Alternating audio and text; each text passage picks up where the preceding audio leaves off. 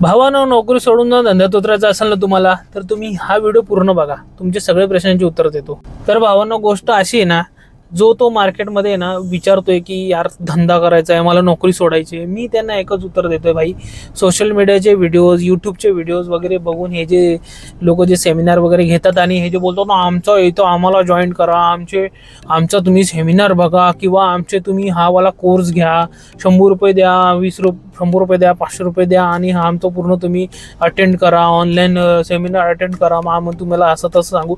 भाई यांच्यावर भरोसा ठेवू नका, हे सगळे आपल्याला लोबाडायला बसलेले आहेत.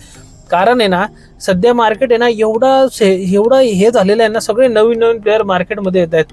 जो तो ज्याची नोकरी गेली तो धंदा टाकतोय, ज्याला नोकरीमध्ये नफा झाला तो उठसूट लगेच धंदा टाकतोय, हा ज्याला थोडंसं काय पैसा आला तो धंदा टाकतोय. त्याच्यामुळे ना जरुरी नाही की 1.5-2 वर्षामध्ये तुमचा धंदा तसाच चालू राहणार आहे. त्यामुळं मी तुम्हाला आहे ना असं माझ्या खोटं बिटं असं बोलणार नाही, तुम्हाला हवेत उडवणार नाही. तुम्हाला एवढं सांगेल की तुम्ही ना नोकरी सोडू नका.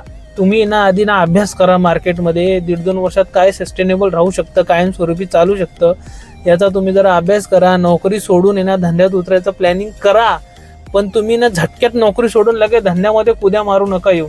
नाही तर तुमचे असे खतरनाक हाल होतील ना नोकरी भेटेल नंतर ना तुमचा धंदा टिकेल. त्याच्यामुळे ना थोडंसं थांबा, थोडासा अभ्यास करा, धंद्याचा विचार करा, त्याच्यानंतर तुम्ही नोकरी सोडा. आणि धंदा जरी सुरू केला तरी पण तुम्ही नोकरी सोडू नका. मी तर म्हणेन 6 महिने तरी तुम्ही नोकरीमध्ये राहा. कारण कधी कधी काय होतं, तुम्ही ना नोकरी करताय आणि झटक्यात तुम्ही खुश होता, मी धंदा टाकला, आता तुम्ही खुश होतात आणि तुम्ही देता सोडून नोकरी सोडून दिल्यानंतर आहे ना तुमची हालत बेकार होते ना. धंदा थोडासा डाऊन झाला ना, तुम्हाला नोकरी राहिली असती तर बरं झालं असतं यार. मग तुम्ही ना नोकरी पण सोडू नका, धंदा सुरू करा. थोडं मेहनत लागेल, पण तुम्ही कसं ॲटलिस्ट तुमचं नुकसान जरी झालं ना तरी नोकरीतून तुमची भरपाई होऊन जाईल. त्याच्यामुळे ना ही चूक बरेच जण करतात, तर ही चूक तुम्ही करू नका. आणि सध्या मार्केटमध्ये असं आहे ना की ज्याला सरकारी नोकरी आहे, 1,00,000-2 लाख रुपये पगार आहे ना, तो पण माणूस काय करतो माहिती आहे का, नोकरी तर त्याची काय 8 घंटेची नोकरी आहे, मग तो संध्याकाळी काय करतो, 1-2 लाख रुपये 2 लाख रुपये गव्हर्नमेंटवाल्याला पगार असतो, तो काय करतो, एक हॉटेल खोलून देतो, एक चहाची टपरी खोलून देतो, दिवसभर एक माणूस ठेवलेला असतो, तो करतो काम, संध्याकाळी हा गल्ल्यावर जाऊन बसतो. अरे भाई, त्याचं नुकसान झालं तरी त्याला प्रॉब्लेम नाही आहे, त्याच्याकडे नोकरी आहे ऑलरेडी. हाच फंडा आहे ना आपले जे गरीब मराठी लोक किंवा मराठी म्हणजे काय कोणी पण असू द्या, तर त्यासाठी हाच फंडा आहे ना खूप त्याला लागू पडतो. त्याच्यामुळे ना घाई करू नका, मार्केटचा अभ्यास वगैरे करा थोडा, मग तुम्ही धंद्यामध्ये तुम्ही उतरू शकतात. एवढंच मी तुम्हाला सांगेन.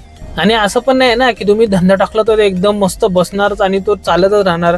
मार्केटमध्ये असे लोक इन्व्हेस्टमेंट करतायत ना, ज्यांच्याकडे ऑलरेडी बिझनेसेस आहेत, त्यांच्याकडे ऑलरेडी काही ना काही आहे. मग त्यामुळे काय होतंय, 1.5-2 वर्ष तोच धंदा तुमचा सस्टेनेबल राहील का नाही, तो चालू राहील का नाही, याची काहीच गॅरंटी नाही. त्यामुळे ना पूर्ण व्यवस्थित अभ्यास करा, मगच तुम्ही धंद्यामध्ये उतरा. मी हेच तुम्हाला उत्तर देईन.